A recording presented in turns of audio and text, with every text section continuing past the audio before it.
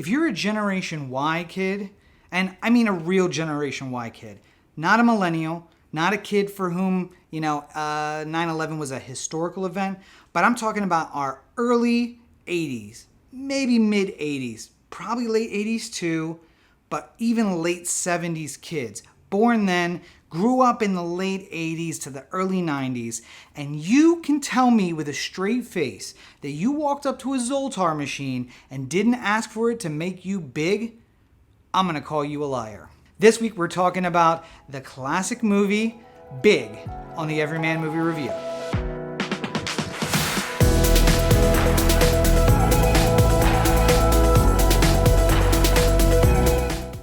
As I've been doing at the top of every episode, I want to send a big thank you to everyone who has been staying at home, staying safe, and staying healthy. I know a lot of states are loosening restrictions, and I hope if you choose to go outside, to go to restaurants, to go out into public places, that you are doing everything you can to keep the situation as copacetic as possible. That means masks, it means gloves where appropriate, and making sure to continue to social distance. If we work together, we can make sure to keep the curve flat and beat this thing once and for all so that we can get back to some state of normalcy. And an even bigger and a special thank you to our frontline workers, the nurses and doctors who are heading into the hospitals to treat patients, the retail workers who are keeping shelves stocked, the truck drivers who are bringing those products into the stores, and the restaurateurs who are keeping us fed so that we don't have to eat our own crappy cooking day after day. Thank you all for working together through all of these trying times. Please continue to take care of yourselves and each other. So I made the accusation in the opening, and I'll walk it back a little bit. Maybe you did walk up to a Zoltar machine and ask not to be big. Maybe ask for something else. But all I know is, as a 14, 15, moving on 16-year-old who is still rocking at 4'11", 5 feet, I know that every time I got the chance to make a wish, I was wishing to be bigger, at least taller. But there was also the desire to just skip through all of the child nonsense. Can we just get through school and get to college? Because, college is where it really is at. And, I want to go ahead and live my life as a 22-year-old, as a 25-year-old, maybe even hit 30, where you can be a real adult. Turns out the joke was on me. But before we get any farther with the movie, let's go ahead and get through the pleasantries, shall we? Big was directed by Penny Marshall. It was written by Gary Ross and Ann Spielberg. It is starring Tom Hanks as Big Josh, Elizabeth Perkins as Susan, Robert Loggia as Macmillan, John Hurd as Paul, Jared Rushton as Billy, David Moscow as Young Josh, Small Josh, and a special appearance by John Lovitz as Scotty Brennan. So as I said in my previous review, I'm going through some movies that I love from my youth. I happen to see that they were all in the same playlist that, of course, I created on one of the streaming services, and I just figured why not put these all together into a little bit of how did Rob become the person that he is? Well, Big is one of those movies. There's nothing quite like the wish to just skip through all the bullying and the awkwardness and everything that comes with being a teenager, except what we learned from Josh Baskin's story is that maybe it's not all it's cracked up to be. Sure, some of it is great. You get to be an adult and live on your own and have money and buy Pepsi machines and basketball hoops and trampolines and everything that you could ever wish for in a huge penthouse apartment, which is probably not really that accurate based on how much he was earning. Even then, it's like the friend's apartment. It's way more expensive than it actually looks like. But I think that when we make those wishes, and even after I saw the movie when I made those wishes, the thing you don't really think about is even if I am instantly transported to be 25, 30 years old, I'm still going to have the brain and the memories of me at 12, 13, or 14. And it would be really hard to adapt to the world that sees me as being 30, even though I feel like I'm 12. And I feel like that's where the heart of the movie is. Now, in the movie, Josh Baskin, as a 12-year-old, really just wants to blow past his entire childhood and get right to being an adult. He finds a Zoltar machine, which is, if you guys don't know, it's like a machine that you'd find at carnivals or like at the boardwalk, and you put a quarter in. If you can get the quarter from the drop into the mouth of Zoltar, then your wish that you've previously made gets granted, and you get a little card that says, wish is granted. Even if you miss, it gives you a card that's like your fortune or whatever. My very first post on Instagram back in 2010 or whatever was actually a Zoltar card that I got at Ocean City, Maryland. Of course, I wasn't 12 then. I was a grown man, and I probably should know better than to dump my money in a Zoltar machine. But hey, it's my money. I'm actually an adult. So Josh wakes up the next morning and finds that he is now big. He has gone from the body of a 12-year-old boy to the body of a young, relatively, Tom Hanks. A Tom Hanks at the beginning of his career. And in order to not scare his mother to death, he escapes the house and goes to find someone who will believe that he is actually Josh in the body of an old man. Finds a friend, his best friend, and only through their secret handshake and their favorite song does he convince him that it's actually him. Friend has a plan. Let's get to the city where you can hide amongst the other adults, and we'll figure it out from there. Once he realizes it's not going to end and he's not going to be able to go home, they do the next best thing. They, in a very 80s fashion, go to the city and get the listings of all the Zoltar machines. Well, they get a listing of all of the carnivals and places that might have a Zoltar machine, and then cross-reference that with all the Zoltar machines that are available in the entire state of New York. But it's the 80s. Things move slow. It's going to be 6 weeks. So now Josh is stuck in the body of an adult for 6 weeks. As an 80s kid, he is very prolific with his computer, and he can type far faster than most adults in that bracket. So he applies for a data entry specialist at Macmillan Toys, where he's supposed to enter in sales orders and AP orders, AR orders, everything. And that's where he meets John Lovitz. We see him very briefly as he says, "Hey man, were you trying to get us all fired? Why are you entering in things so fast?" And then we see John Lovitz spend about 20 seconds henpecking in a sales order while Tom Hanks, Josh Baskins, is typing away like a real typer. But Josh is still Josh. He finds a kind of a scary weekly hotel to live in, and to escape there, where he doesn't want to be, on his first Saturday as a working man, he goes to FAO Schwartz. And I know even if you haven't seen this movie, you've seen this scene of Tom Hanks dancing on the big piano at FAO Schwartz with Robert Loggia. Now, if you didn't see the movie, what you don't know is Robert Loggia is Macmillan of Macmillan Toys. And when he runs into him there, he realizes that this guy is a kid at heart. And this is exactly what we need. I, Robert Loggia, used to go to other toy stores and play with the toys, and that's what inspired me to make the best toys, and that made Macmillan the company it is today. So instead of making the crap that we make now, I need to get this guy making new toys. So he promotes him from data entry, about the lowest place you could be in the company, to VP of product development.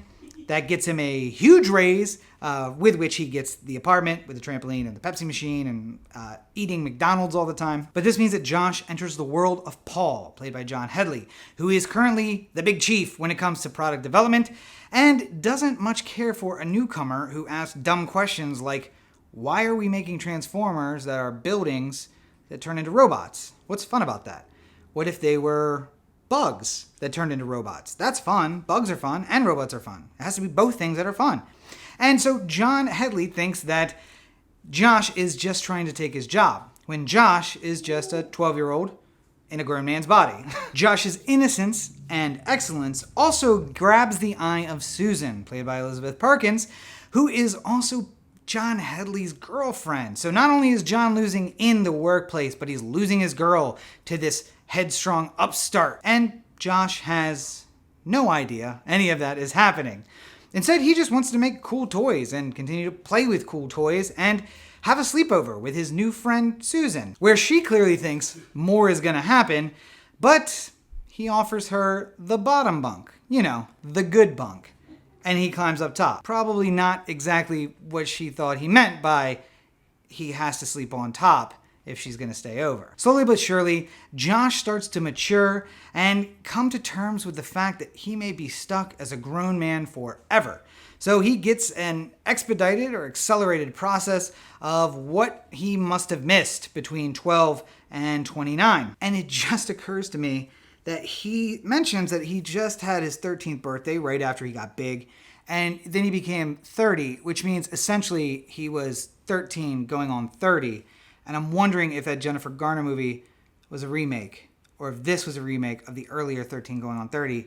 And I feel very foolish coming to this realization while I'm doing the review. But anyway, he grows up very quickly, and even though his best friend, the one who rescued him at the beginning, has stayed in touch with him, they start to grow apart.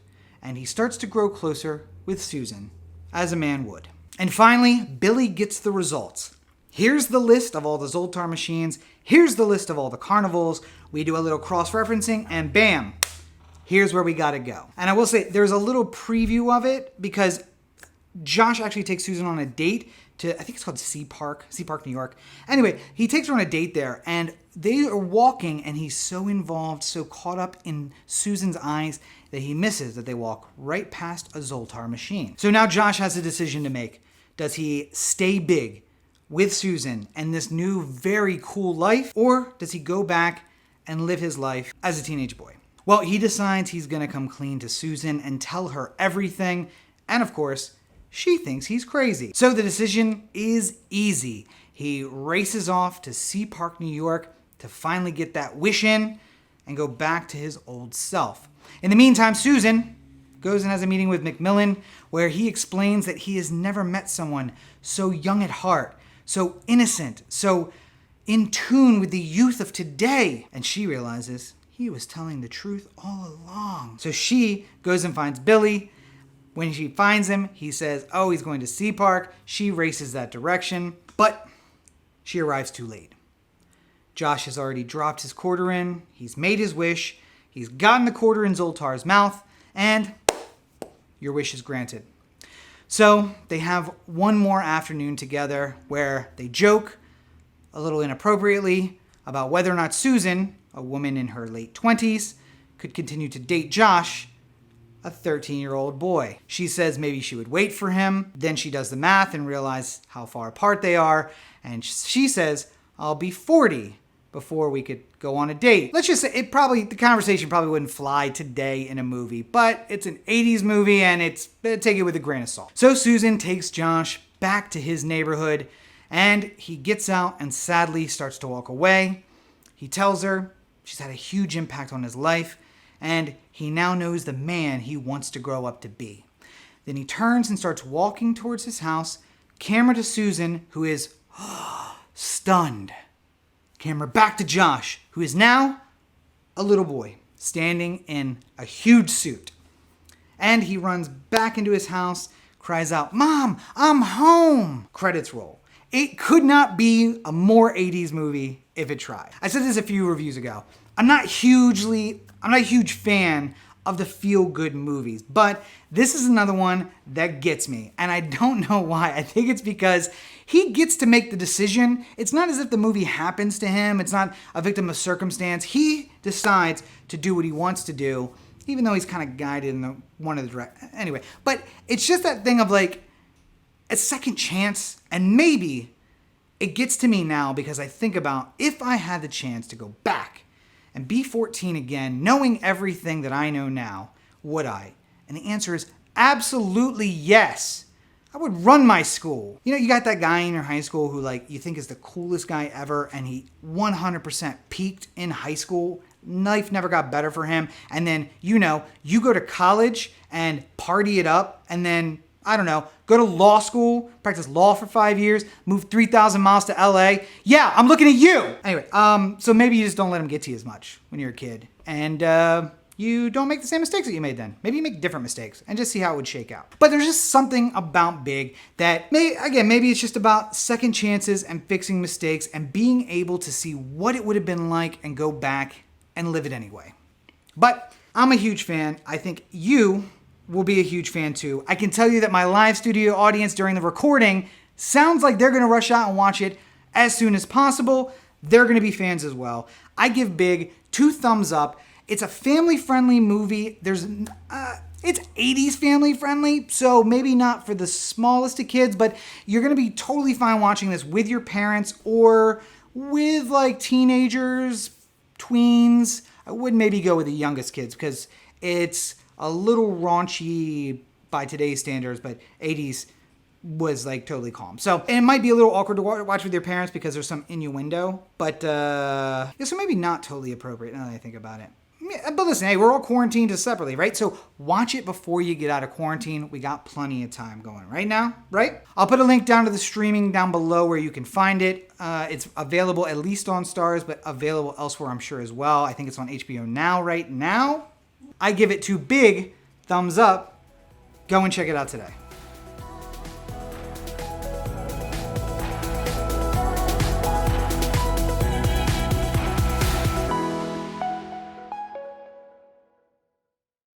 So there you have it, yet another episode of the Everyman Movie Review in the books. I am hoping that this is the last closing I'm going to have to do wearing a baseball cap because, oh, please let the barbershops and salons reopen. I really need a haircut, and I promise you everything will be back to fully normal once I can get my haircut. But I have been keeping the beard straight. I've been trying to keep my mind straight. I've been trying to keep life together. I hope you are too. I know this can be super difficult, but I hope you're finding a little bit of diversion in these reviews. I'm trying to keep up 2 per week just for you to keep something new coming at you. Life in quarantine is not going to be easy, but let's take safe precautions so we can move out and defeat this thing for good.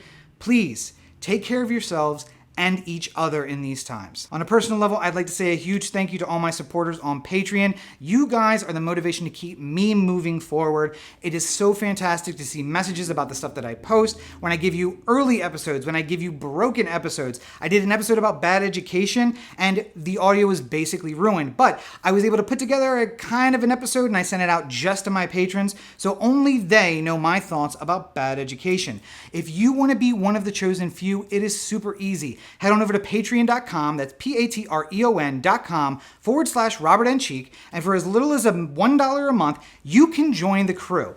It'll get you early access to things. It'll get you notes in my books in the future.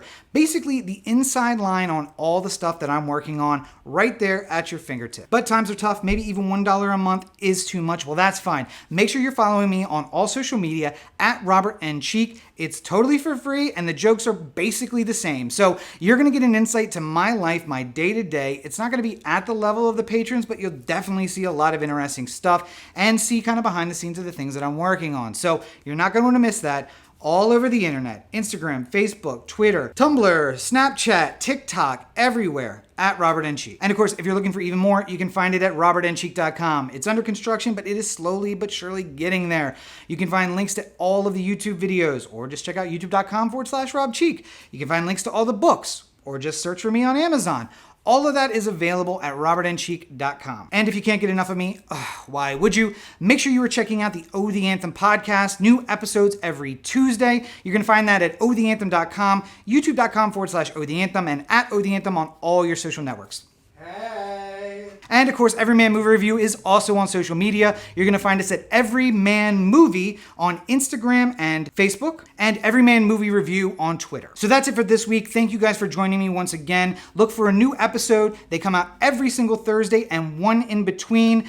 I'm going through kind of the back catalog of streaming movies right now. It's a lot of older stuff, but I think it's stuff that's going to get you really excited. I'm really excited, and I'm looking forward to it. So until next time, again, take care of yourselves and each other. Have a great week, everybody.